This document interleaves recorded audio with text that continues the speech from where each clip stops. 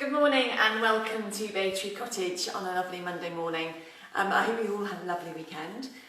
Today I'm going to show you how to make a superb nettle and chive bread. A little unusual and slightly unusual that we're starting a recipe with these fabulous stylish gloves on. So I've been out and picked my nettles.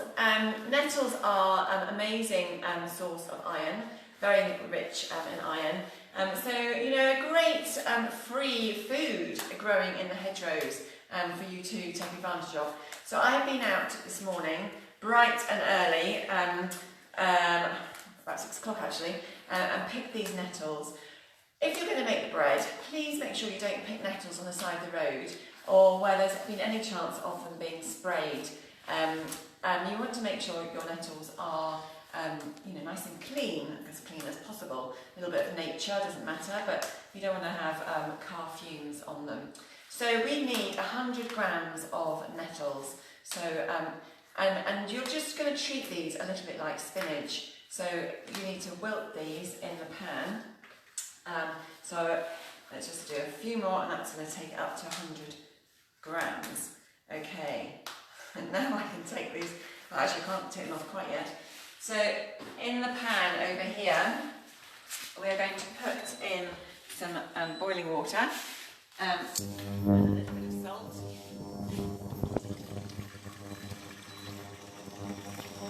There we go. And just a little bit of salt in there as well. And when that comes up to the boil, you're going to put the nettles in the pan, and basically you're just going to blanch them. So they're going to wilt like you would do spinach.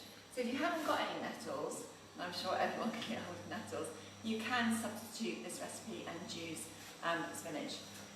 So what we're going to do is put these in, and once they've gone into boiling water, that is when they will lose, I'm just going to take that one out, the yellow, that is when they will lose their sting. So you don't have to worry once they've been in the boiling water that they will sting you anymore. So let's just push those down into the water and let those just blanch just for 2 or 3 minutes. Now there's loads of recipes that you can make with nettles. Like I say, it's just like substituting spinach, and it's a free food. So take advantage of it. Yesterday we were meant to be running our spring foraging workshop here at Bay Tree Cottage, which is a great day's workshop with a local foraging expert who takes us on a great walk and shows us all the wonderful free food that's available or at our fingertips in the hedgerows. It's great, it's amazing what's out there. Right, now I'm going to just quickly chop up the chives. The chives and the nettles combine really nicely together. So you want to chop these up nice and finely, make sure you don't get your fingertips in there, and you need to just lightly saute these in some butter. It's not about cooking the onions, it's about just heating them up gently so that the flavour is released. Okay, so you want about 2 teaspoons, I think that's about 2 teaspoons there. Smells in the kitchen are really lovely now. Okay, so in the other pan over here, I'm just going to put a couple of tablespoons of butter. Let's put that one on there.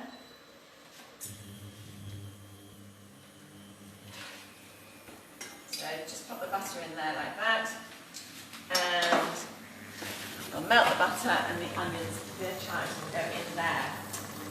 Okay, so once your once your nettles have been blanched, what you're going to do is drain them.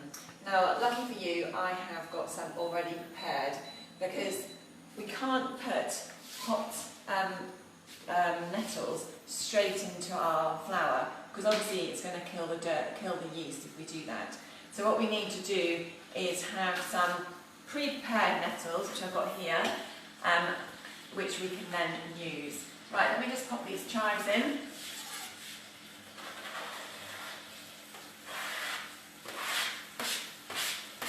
Okay, and while they are busy sautéing, we will cut up our nettles.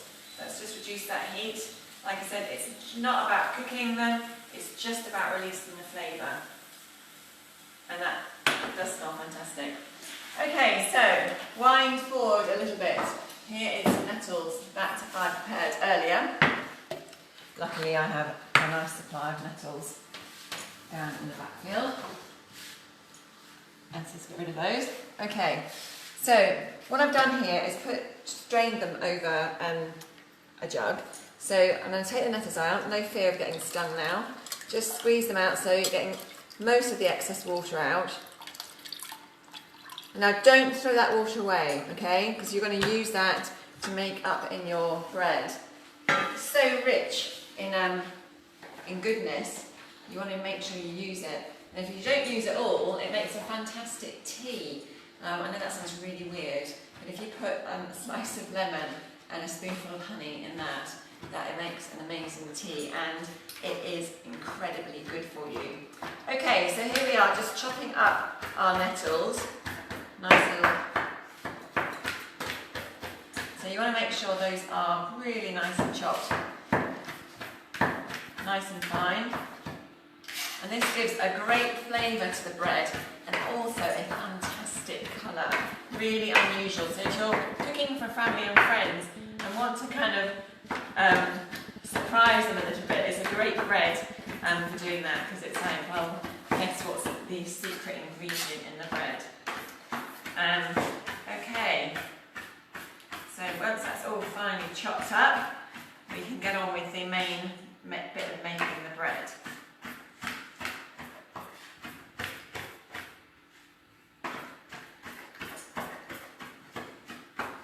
Okay, I think that's about done. Just done that. Use these bracelets. Okay, and we'll just take off our chives now as well. I'm just going to pop the chives into the nettles, just so basically really so they're cooled down. So I don't want to pop something so hot into the flour mixture which has got the yeast in. Okay, so put that to one side.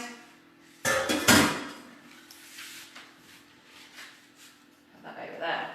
Okay, so now we need to prepare our flour.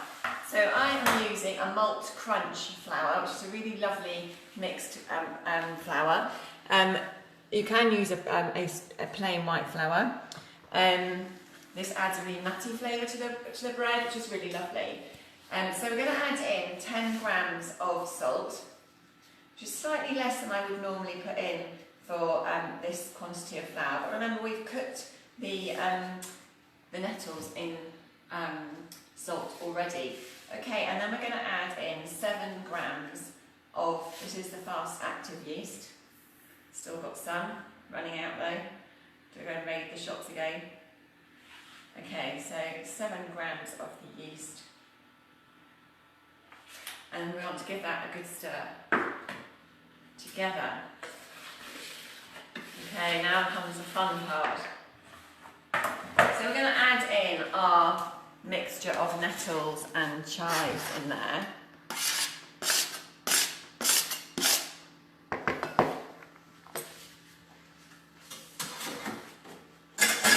And into that we're just going to do a sprinkling of nutmeg. So that adds a really nice flavour as well. And a little bit of black pepper. So probably not the bread that you're going to have your plum jam with, but a bread that will go really nicely with some soup or some strong cheddar cheese. Okay, so now that's all mixed through. As you would do normally, you want to add your water. Now in the recipe, I think on the top of my head it says 270 ml of water, but you need to really learn how to do this by eye, because obviously my nettles might have a different amount of water than someone else's nettles. So to say that it's going to be an absolute 270 ml might be incorrect for someone else's mixture. So what we're going to do is add it slowly. And we're going to use this water here, okay, our lovely, just like using water from the vegetables that you're cooking for your Sunday lunch to make the gravy. You don't want to throw it away. Okay, so just put a little bit of water in there to start with. Don't add it too quickly because you don't want to end up with a sloppy old mix.